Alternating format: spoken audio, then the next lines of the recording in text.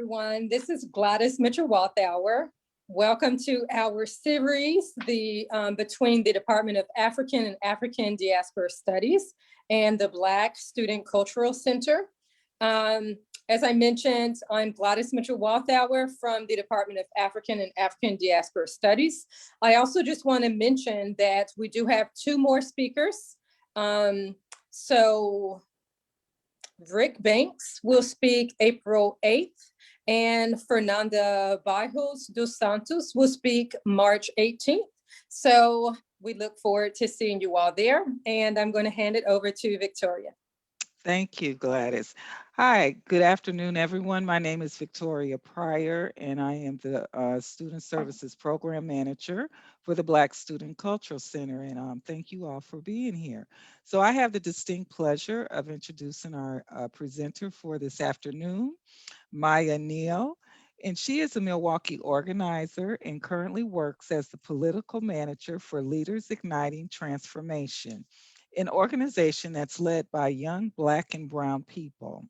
Her passions include organizing with other youth of color, researching and strategizing to build power, and centering Black women in the political movements. First advocating for education as a high school senior, Maya has since organized and advocated for reproductive justice, Black liberation, women's equality, immigrant rights, and student power.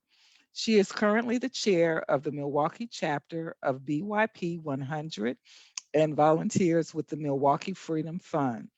And she is a proud Panther and graduate of UWM. And without further ado, Maya, take it away. Thank you so much for that introduction, Victoria. I'm really excited to be here and to present on this topic. I'm sure it'll show I'm talking about it, but I love talking about Milwaukee, and I do get a little bit nerdy about politics. So I think I have a lot to cover, and I have some slides to accompany it so that as I talk, hopefully the photos and text make it easier to follow. As I speak, I'm going to turn my video off just because I've been having some connectivity issues, and you'll be looking at the slides anyway. So that will hopefully help me to have a clear and consistent sound. Cool. So we'll hop into it. And I'm going to start on the next slide with a little bit more of an introduction to me. Cool. So, okay. So this presentation today is about Black political mobilization in Milwaukee. And before we get started, I did want to highlight the Black radical tradition in Milwaukee. Much like the histories of Black people globally, in Milwaukee, you will find this rich Black radical tradition, from freed slaves fighting for their rights, to Black women leading in the wellness of the community, to young Black folks holding a strong line for equity and justice this summer. It's throughout our history and it's everywhere in our community. So I definitely want to pay homage to that and recognize that there are so many stories, and that, the ones that I'll share today are just a part of that long line of stories of resilience, sharp political thought, and innovative strategy. So what I'd like to talk to you about today is my city, and the politics of it all. And I'll start by introducing myself and giving a little bit of context about me and what I do and where I'm from, and then talk through some of the history of Black political mobilization. Then for the latter half and the majority, I'd like to look at more contemporary organizing in the city, including voter mobilization, neighborhood organizing, the movement to abolish police and prisons, and Black youth power. So next slide. So my name's Maya, as was introduced. I'm from Milwaukee, and I'm really proud of that. With all of its flaws, it also has amazing characteristics as well. And one of those is our amazing young Black and Brown people in this city. They're energetic, they're innovative, resourceful, all of that. And that's why I really enjoy working at Lit. On the screen, you can see some of our amazing students. They bring me so much joy, and I'll do a little bit more to highlight them and some of the work that we do later in the presentation. About my organizing, as was mentioned, I organize with a couple of other groups, BYP 100, U Black Milwaukee, and the Milwaukee Freedom Fund. I approach organizing with a Black feminist lens, and so that's how I understand the issues, that's how I strategize, that's how I measure success in my organizing. And I've gotten that lens from many places, but it all contributes to an approach that centers the needs of those most affected and values lived experience in the Black feminist tradition. Moving to a little bit about Milwaukee. Milwaukee is a Midwest city with really cold winters and amazing summers that make up for that cold. A lot of what we're known for, like the breweries, the lake, the industries, it historically has contributed to a industrial and working class political and cultural identity of the city. The name of Milwaukee comes from Native people who recognized it as a good gathering place by the water. And the land that I'm on right now and the land that UWM is on belongs to those ancestors, as does the rest of the state. Those ancestors fought for their land despite the force of the United States trying to push them out. So shout out to them, and also recognizing and appreciating that history of the city. In the development of Milwaukee, colonizers colonized and developed Milwaukee into what it is today. And along that path, it developed industry, a strong working class identity, in some instances, and it's been said to have a pretty liberal politic.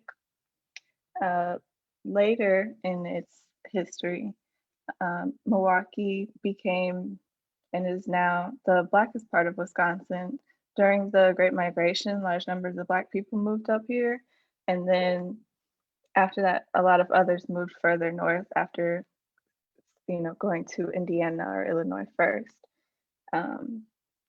We tend to hold politics that contrast with many parts of the rest of the states, specifically rural parts of the state. And Milwaukee is a pretty segregated city due to racism and the policing of where and how Black folks live. So I hope that gives you all an idea of Milwaukee and the context. And I'll give a little bit more context with the history. First, I'll start with, again, repeating that Black people in Wisconsin have been resisting since being forced here as slaves. There's records of, freed slaves suing their previous enslavers for back wages, right? And one of the founders of my church, he also sued for the right to vote in Wisconsin. It was the first Black man to vote. There were folks who escaped to Milwaukee and used it as a stopping place to get to Canada as a free land. So there's a lot of history, even looking all the way back to the beginning of resistance in Milwaukee.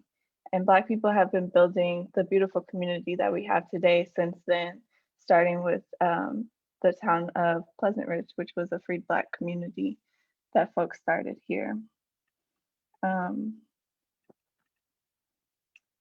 After the increase of Black people in Milwaukee, school and housing desegregation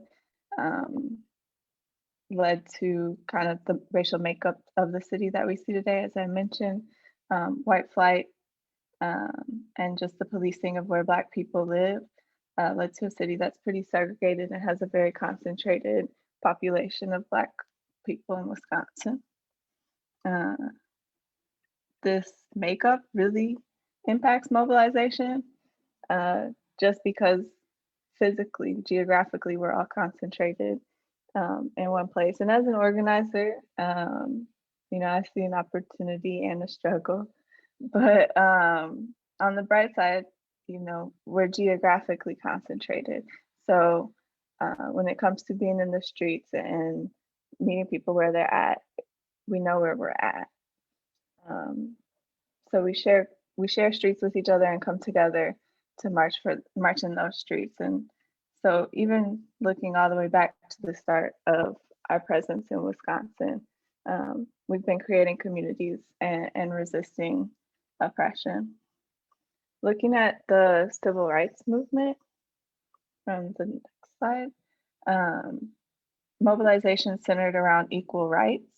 Val Phillips, pictured on the right, was a prominent figure in Milwaukee history for her accomplishments as a judge and for supporting fair rights for housing and against working against employment discrimination in Milwaukee.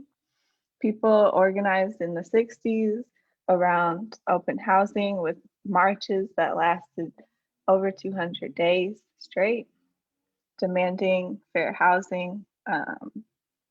The civil rights movement in Milwaukee was full of sit-ins, protests, walkouts, all of that. And with the formation of spaces like church-based groups, the Urban League, the NAACP, notably its youth council, Black folks were establishing outlets and bases for political mobilization that have left roots that we still see today. In addition to that political mobilization, we also developed our culture here, opening banks and community spaces, creating organizations to help each other. And all of this is important to today and the cultural and societal identities and spaces that play a role in the political mobilization we do today. From churches to restaurants, nonprofit orgs, and community centers, they're all spaces where we're creating and building our relationship with each other, physically gathering together, and organizing. So I hope that highlights some of the historical context of Milwaukee and what we're working with as we move forward into the more political the more contemporary aspects of political mobilization. Looking forward to around the early 2000s, and specifically looking at the election of Barack Obama, right? Everybody swore that racism ended, but we knew that that wasn't it. But it was very activating for the Black community in Milwaukee. For me personally, those elections, they were the first time I ever got involved with an election or understood anything about that. And I also saw my community's involvement. I think that for many folks, it was activating to have a candidate who felt more relatable and exciting, even if that was just from a representative sense of power, right? From the representation of it. Shortly after Obama's election and even during his administration, I think that on a state level, we had some really scared elected officials, right? And so they started making gross changes to education, workers' rights, and more, which led to protests as pictured on here. And also, what I can say is probably my first time organizing, when we protested and walked out and mobilized around cuts to education in the Governor's Act 10 law. An important thing to understand about political mobilization in Milwaukee is that when resources are cut or rights are attacked, even at the state level, it's Milwaukee that bears an extremely disproportionate impact of the harm. There's never an equity lens put onto these things, and they're often uh, even written to intentionally target areas like Milwaukee with lower incomes, more Black people, and more at risk to the harms of these policies. As the Blackest part of the state, we were and still are constantly mobilizing to protect ourselves. Um, anyway, at this point, and voter suppression is a really important topic to Black political mobilization because it's one of the things that we've worked really hard to overcome and still deal with a decade later. But the Governor Scott Walker and the Republican legislature began to pass really restrictive voting laws. This was like a photo ID requirement, limiting early voting, and stating a residency requirement, and a couple other laws. Again, I want to emphasize that when they do things like this and pass legislation, it's got a disproportionate harm on Milwaukee and on the Black people who live here. This was also at the same time that district lines were being revisited with the 2010 census, and those lines were drawn literally along party lines and passed. And we know that those laws, both of them, the redistricting and the voter laws, have in intentions of Black voter suppression, and there's no way to turn a blind eye to that. Many lawsuits were brought up, and a big part of the struggle just with those laws was before they even became laws, because of how much confusion they cause over what's law and what's not. And this is an issue that happens a lot, that we have to mobilize around a lot. I think that a big part of what we do organizing is educating folks through the process, helping them to overcome all of the barriers. These systems, they're complicated, and before we can even mobilize folks to do things and make an ask to, vote for this or to participate in this process, we have to approach this major step of overcoming the lack of clarity and the barriers put in place to keep Black folks out of politics. Additionally, the restrictions on and the gatekeeping of civic engagement affect the energy of organizing for Black folks in Milwaukee. On the one hand, it can be really defeating and discouraging, if I'm honest, to constantly be pushed out of these spaces and denied our rights. But on the other hand, I would say that it does give you a sense of urgency to fight those barriers and to participate for those in our community who cannot. Moving forward a little bit, the year of 2016 in the election was obviously a major moment in mobilizing people across the country, because one of the candidates was an idiot trying to get attention and hype wherever he could. And we saw the hate that came from this campaign ignite people all over. Unions gathered, student groups organized, migrants spoke up and marched, and young people led. And it shined a really bright light on all that was at stake in the election. And unfortunately for many Black people in Milwaukee, there was little hope for saving grace in the presidential options that we have been given. Nevertheless, we did do a lot of organizing that year, not just around the election, but around other things. Although a lot of the presentation today is talking about the more so established political system, elections, and the legislature and those aspects, I want to definitely talk about the organizing that's going on outside of elections and legislative and administrative government bodies. 2016 showed us that we can't rely on those systems to save us. And Milwaukee is home to so many amazing organizers doing all kinds of radical work. There's a lot of political education groups. There's Black folks organizing with parties outside of the two-party system. There's great neighborhood and mutual aid organizing. And I think all of that is important to highlight as also being aspects of political mobilization in Milwaukee, not just voting, not just, targeting policy decisions. And while policy change is slow, there's always a commitment, I feel, in Milwaukee to interrupting the harm caused by policy in the immediate sense. And a lot of that comes from the grassroots radical organizing that folks do on an individual or on a grassroots organizational level. We're known in Milwaukee for many unfortunate truths about health, wealth, civics, education, financial disparities that are harming and oppressing Black residents specifically. They're so ingrained in our system, and it's just a culture that's too familiar for this state. So I'm really grateful for this grassroots and radical organizing. It's a beautiful community that we create, and Milwaukee is jokingly called Small Walkie because everybody know everybody, and when you're Black, that's even more true. Just because of our geographic concentration in the city.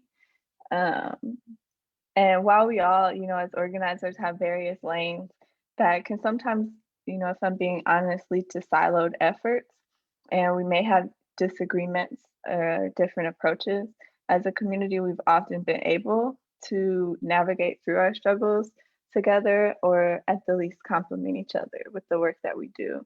And so it's a tough context to organize in, but it's also a great one if I, had to say.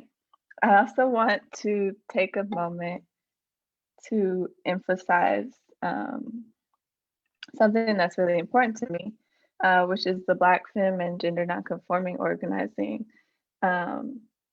Folks are leading this organizing, and even though mainstream coverage of Black political mobilization may look like cis men, there's a number I couldn't even count of Black women, of Black femmes who are leading efforts to change the reality we live in here.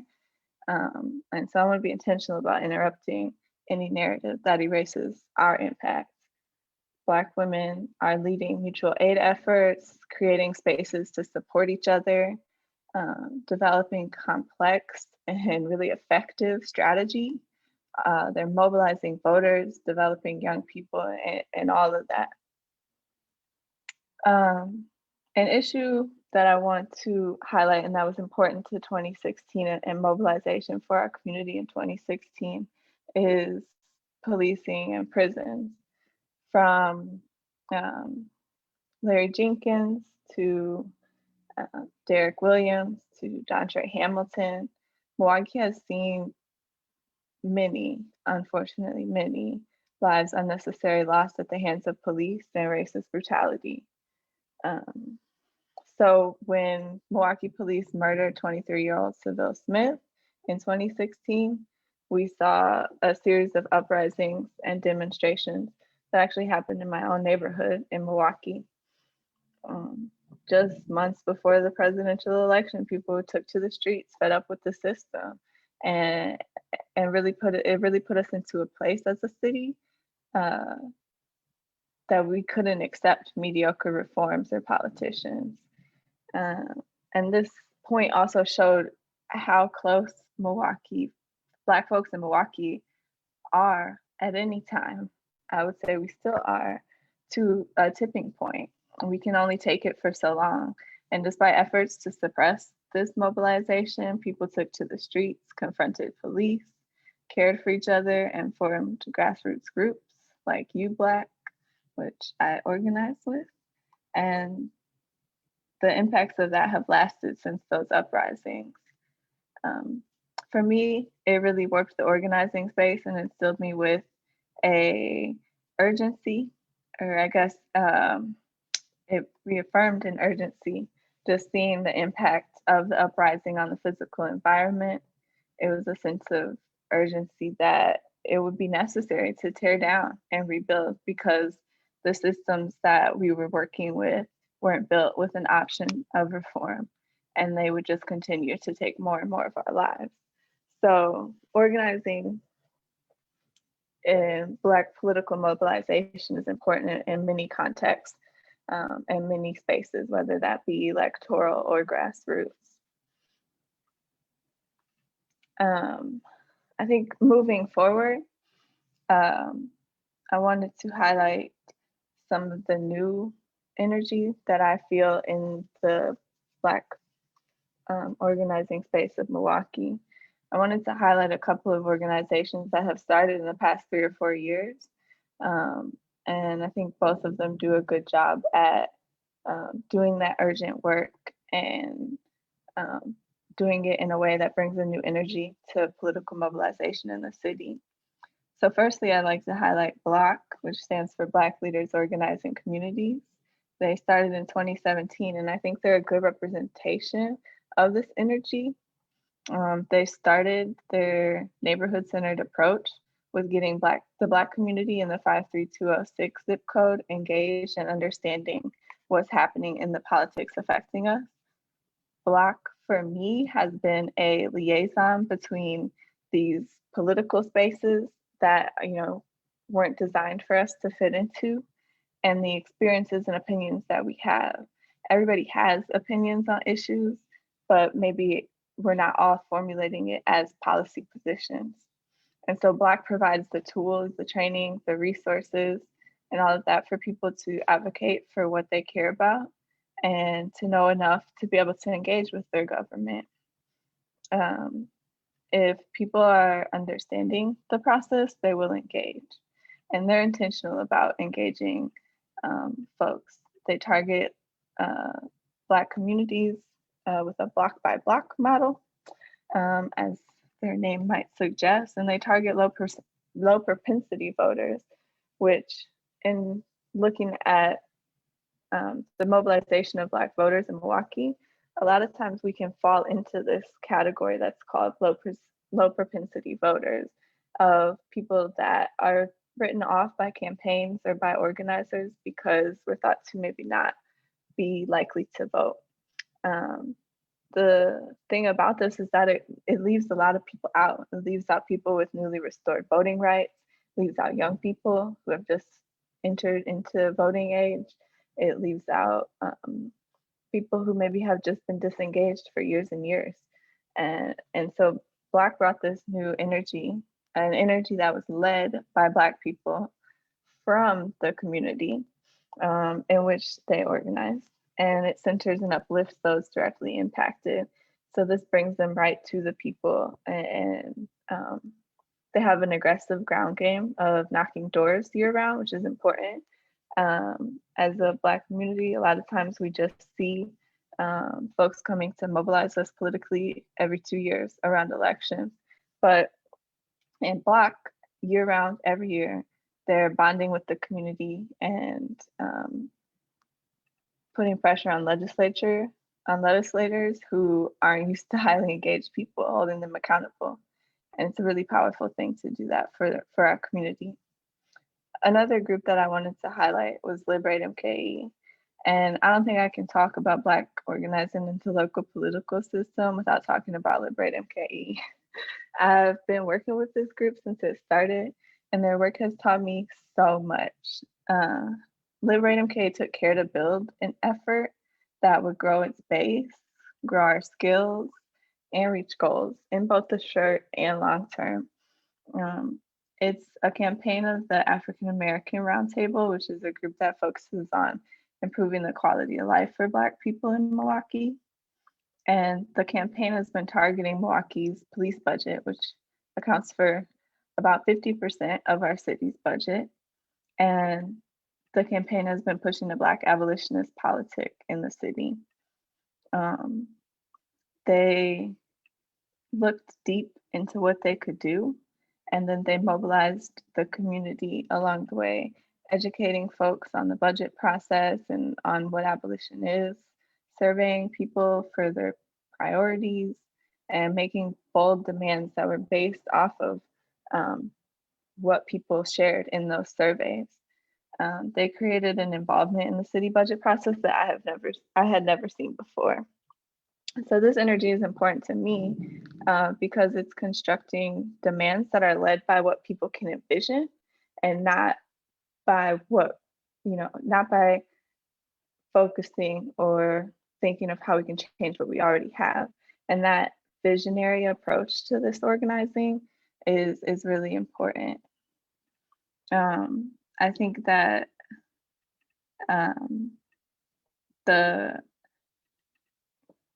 we tend to have a reactionary approach at times, but that, which makes sense because we've always had to protect ourselves. But as the conversation about abolition demands, we gotta center a revolutionary approach. There's no other way. And centering power over what's next into the hands of the people. And so I think that Liberate MKE and Block, both of these organizations do that with a really fresh sense of energy in the city of Milwaukee. My organization that I work at, LIT, also formed at this time, but I'll talk about that in a moment. I also want to highlight the 2018 election in terms of Black voter mobilization. It's clear that Black voters are the margin of victory in this state, and we make the difference in the elections. I remember the night that our governor was elected in this election and how all the results seemed to point towards the incumbent, Scott Walker. But in kind of the final hour, we saw the absentee votes come in from Milwaukee, boosting him into the lead, where he won by just 30,000 votes, right? And in that election, Black voters significantly outperformed white voters. And there was a clear indication that Black and brown voters had made the difference between the outcomes of the 2014 and 2018 elections. A lot of what I saw lead to that was Black voter mobilization and motivating people on moving us past this exhaustion that we're always having to feel in an administration that was so dysfunctional and so had such racialized politics. So I think finding that motivation for people, but also coupling that with consistent, intentional, and Black-led electoral organizing. For me, it was a really fun year to organize because we used so many new tools. I think that those tools modernized tactics and it felt more personable than traditional approaches. And they had impacts outside of just the results of the election. They had impacts on our relationships as a community and our political awareness as a community. We did text banking, which I'm sure after this past election, everybody got a few of those messages. But it is nice and it's less overwhelming or intimidating as doing a traditional canvas that goes door to door. People put a lot of creativity into digital organizing in this election, just doing civic engagement over online platforms. And a lot of us used really layered approaches that incorporated many ways of mobilizing Black voters. Another important approach that was new to me in this election is relational organizing. It's not a new concept, but the way that it was implemented was new to me in this election. And it really just means mobilizing from friend to friend. And so organizers equipped anybody and everybody, right? You didn't have to be a person working in politics. You didn't have to be an organizer. And this approach, anybody who wanted to mobilize others were equipped with the tools and the support to contact their networks. And it's really empowered people to get involved in an easy and comfortable way. And it's important to Black political mobilization because for us, we know that the messenger matters a lot. And a message coming from a person that we hold a relationship with can hold a lot greater of a weight than the contact coming from a canvasser or that's a stranger to you and only coming around for the elections. Lastly, I want to highlight a big shift I felt in the energy around this election. I think that we had some really real conversations about um, about the U.S. electoral system and how we need to be honest to the extent of which any of these candidates or any party um, would actually liberate and empower our people. So in Milwaukee, we've been really, to be honest, scammed out of the power of our vote by gerrymandering, voter suppression, and we saw that in the 2016 election. And so doing this work and voter mobilization, Black voter mobilization in Milwaukee means being honest about the true impact or lack of impact each of our efforts will have. It means that we have to center goals that motivate us and create, like I said, those layered strategies. I think it also brought accountability to the top of the conversation. If we as a community are mobilizing to get people into office, then we can't stop that mobilization after votes are in. So it led to a lot of conversations about how we hold our elected leaders accountable to the promises and to the needs of Milwaukee's Black community.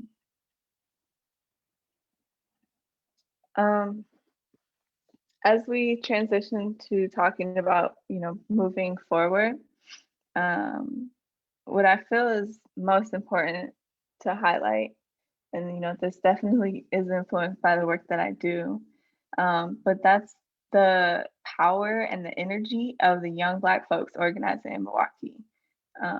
Young Black people, first and foremost, have always been at the forefront of Black liberation and at the forefront of liberation for everyone.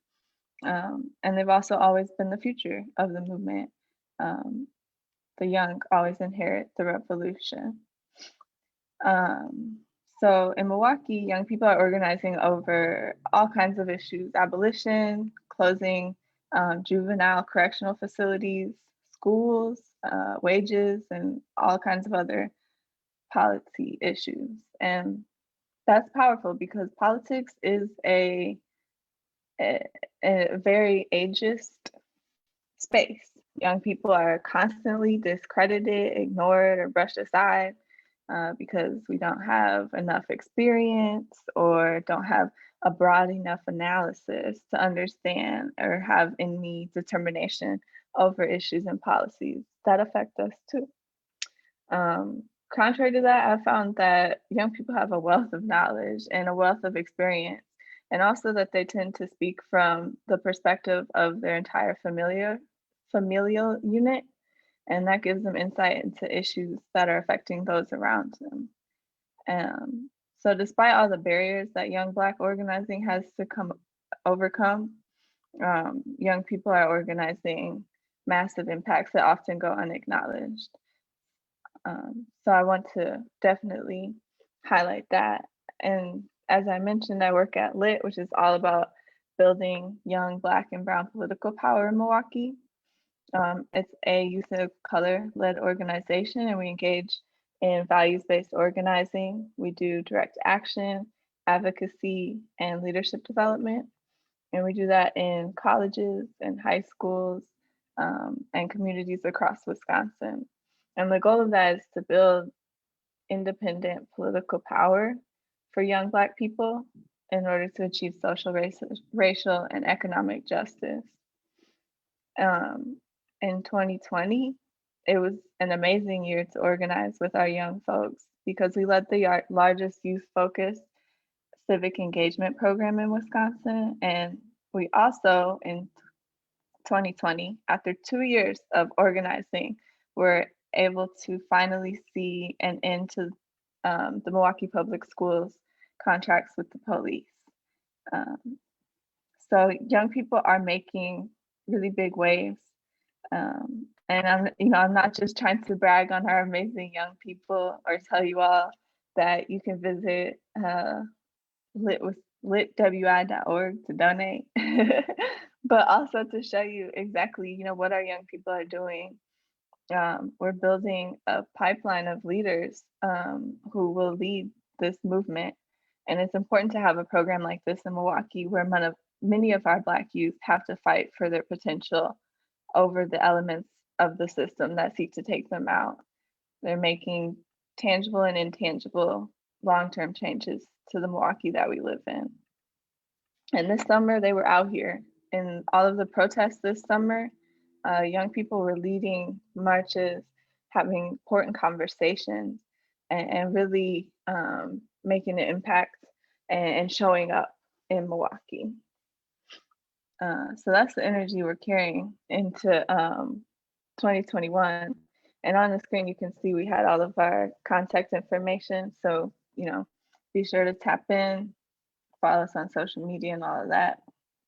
But yeah, just to wrap up, I want to, highlight where we're headed.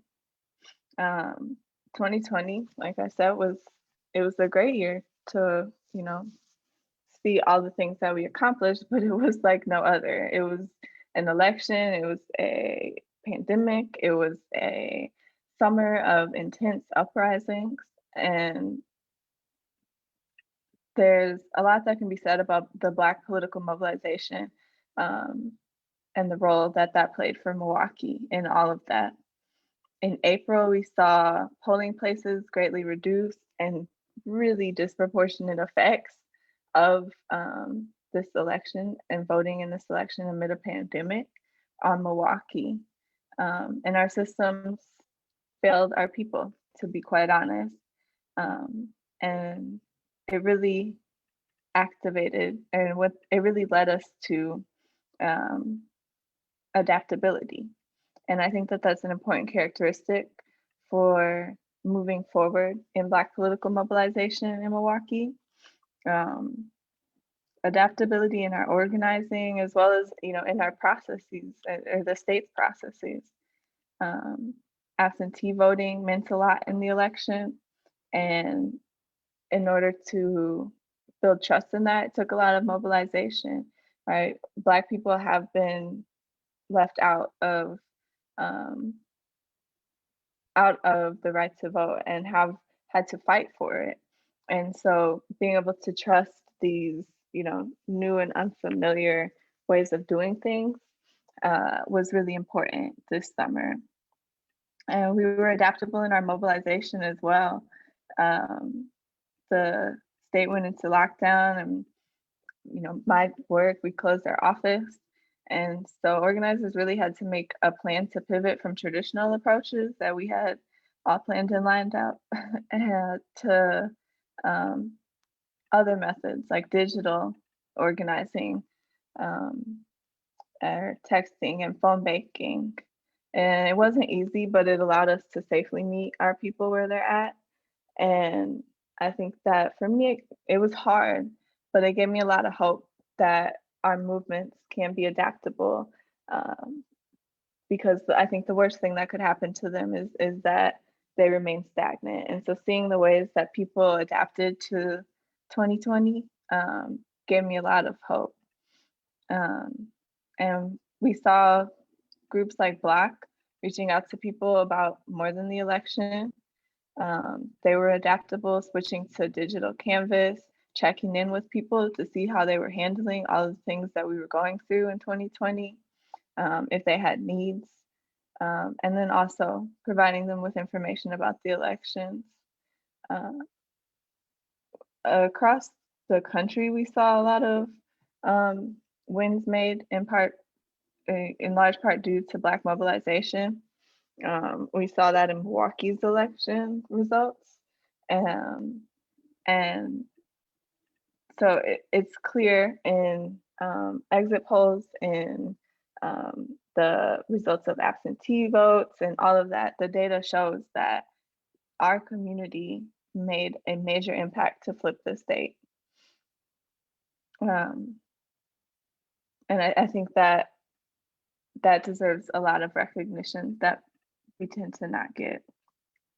But moving forward and concluding my presentation, I think that Black organizers were being very intentional about coupling approaches that work with the state or work with, not with the state, the approaches that work within the state, you know, with outside approaches and approaches that work outside of the system and are creating something new. I think that we have to do harm reduction, and we also have to do visioning and moving forward. Um, and so I think the exhaustion that we feel from all of these past struggles that we've gone through lead us to be intentional about doing multiple forms of political organizing. We're targeting the current systems, but also creating work from scratch, building things that we've never seen or known. And after organizing as a people for hundreds of years about the same issues across different areas, has led us to this point where we have no choice but to be imaginative. And we have no choice but to recognize that the current system and the current ways that politics goes for us is failing. At most, it's buying us time, right? So as I personally move forward as a Black organizer and as our people move forward, mobilizing and organizing politically in Milwaukee, we're invoking our imagination and working on a multi-pronged approach in many, many ways. And I think that everyone is assuming spaces and roles that they have the capacity, skills, and dreams to occupy. And it's a beautiful thing. My hope is that as we move forward as organizers and as people, that by occupying all of these spaces and essentially having all of our bases covered, once we have that space and access, I know that we have already within us the creativity, the experience, and the perspective to make what's needed next for our people. And it's not going to be an easy job. And there's going to be a fight about it, just as there has been about every single thing else I've covered in this presentation. But I hope that more and more we take the spaces and make the spaces that are needed to build what's gonna protect us and what's gonna support us and give us the power and health and safety and joy and liberation that we deserve as a people in Milwaukee. And I hope that this presentation has provided you all with insight to understand why that's the hope for me and why I feel hopeful, and what it's been like organizing and doing Black political mobilization in the city of Milwaukee. My contact information is on the screen. Feel free to reach out to me. I use pictures and highlights from a couple of organizations.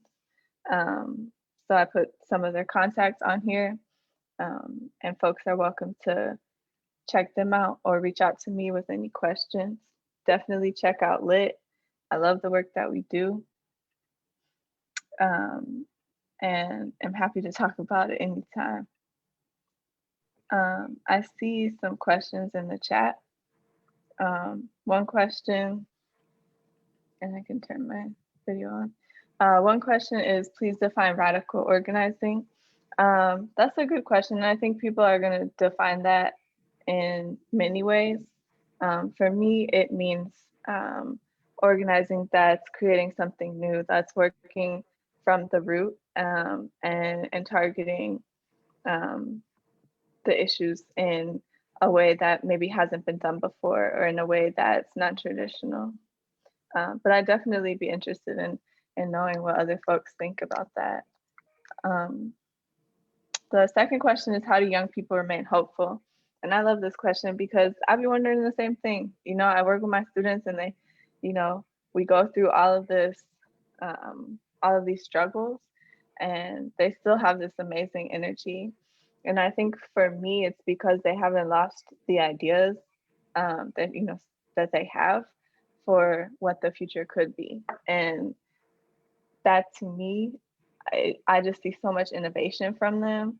I see so much imagination from them. And I think that that gives them hope because it gives me hope. And I think also there's another side of it that, you know, we have to intentionally help young people remain hopeful, because at times we can dampen that as older folks, of, pushing them out of political organizing,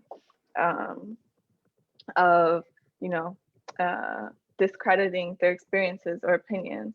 And I think that we have to be intentional about not doing that, and empowering them to know that they have the ability to impact our current reality. They have the power to change the future and develop what that's going to look like.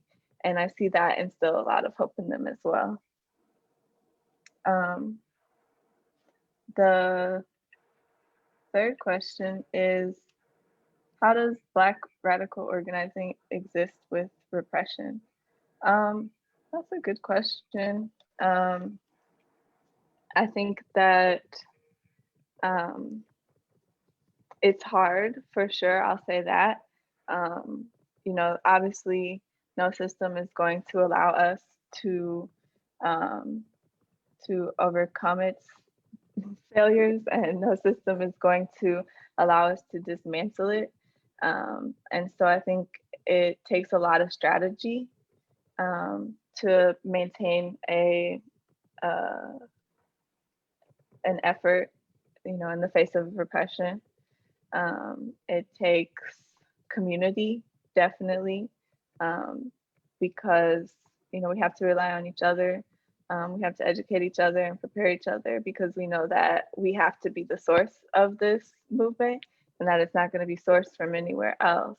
So I think that community is definitely also important to it. And like I said, strategy. We have to be really intentional, because we can waste a lot of energy, and we can even put ourselves in danger if we're not, right? And that I think I definitely operate with this way, and I've heard a lot of other Black organizers operate out of this, that we have to be dedicated to fighting this, and we have to be dedicated to being as efficient and as strategic as we can, because for us it's a matter of life and death, right? And so I think that strategy, community, and also just consistent energy, maintaining this goal and understanding how heavy it is for our community, can help maintain the existence of Black radical organizing.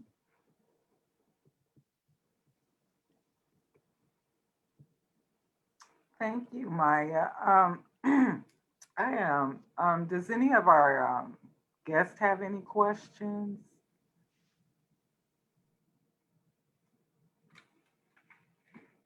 Okay, one question I had is, what has been the biggest challenge of mobilizing people in our community?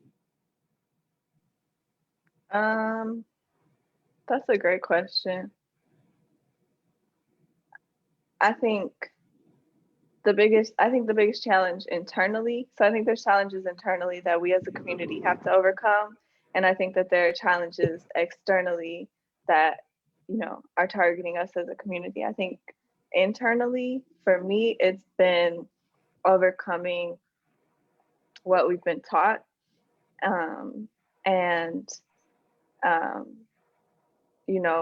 It's really hard to think about something and to fight for something that we've never experienced, right? That we've never known.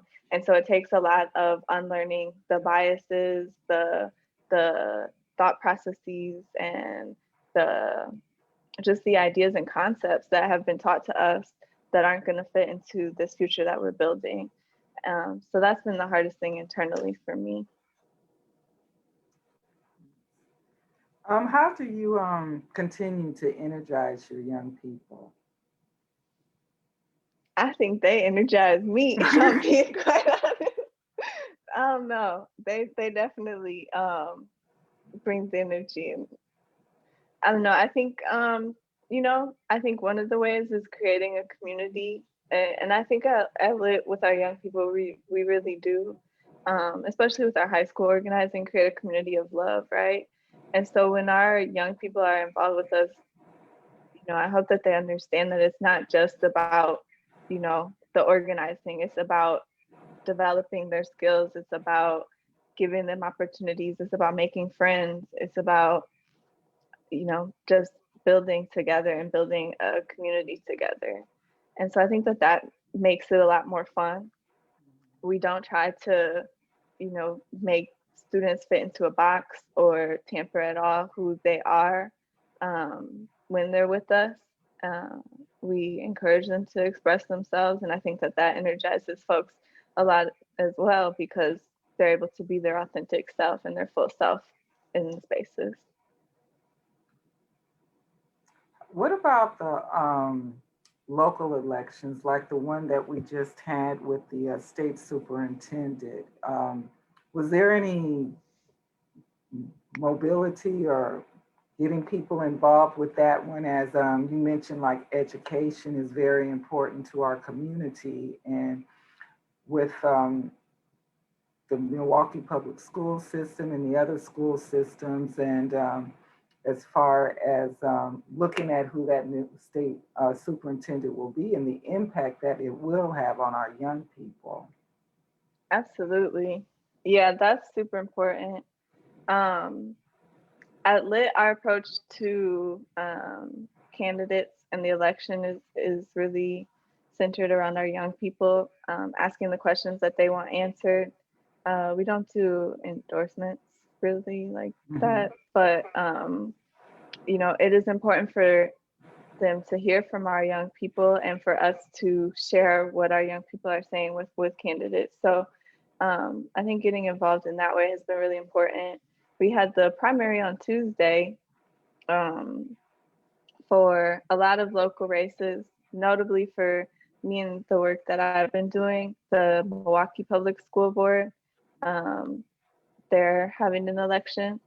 So we've been really just trying to lean into getting education and getting the right questions to them so that people can make a decision that's informed about the issues that, are informed about what stances those people hold over the issues that impact our lives, right? Sometimes we're giving watered down questions. And so I think not doing that has been really important to providing a full understanding of who candidates are.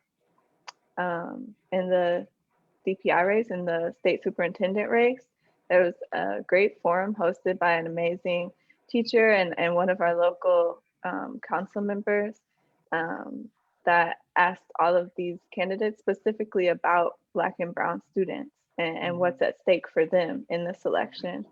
And so I think making that intentional space that's addressing issues that sometimes we might be skirting around, like police in schools or the education gap, the opportunity gap, having specific and targeted questions and conversations with candidates about that is important, I think, to making this a race that folks are involved in and that folks are learning from.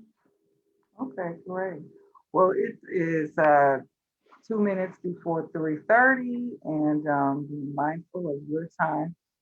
We'd just like to say thank you for joining us this afternoon. And, I always miss you, and you're always like one of my children that flew away when it was time to graduate. But I thank you, appreciate you always coming back.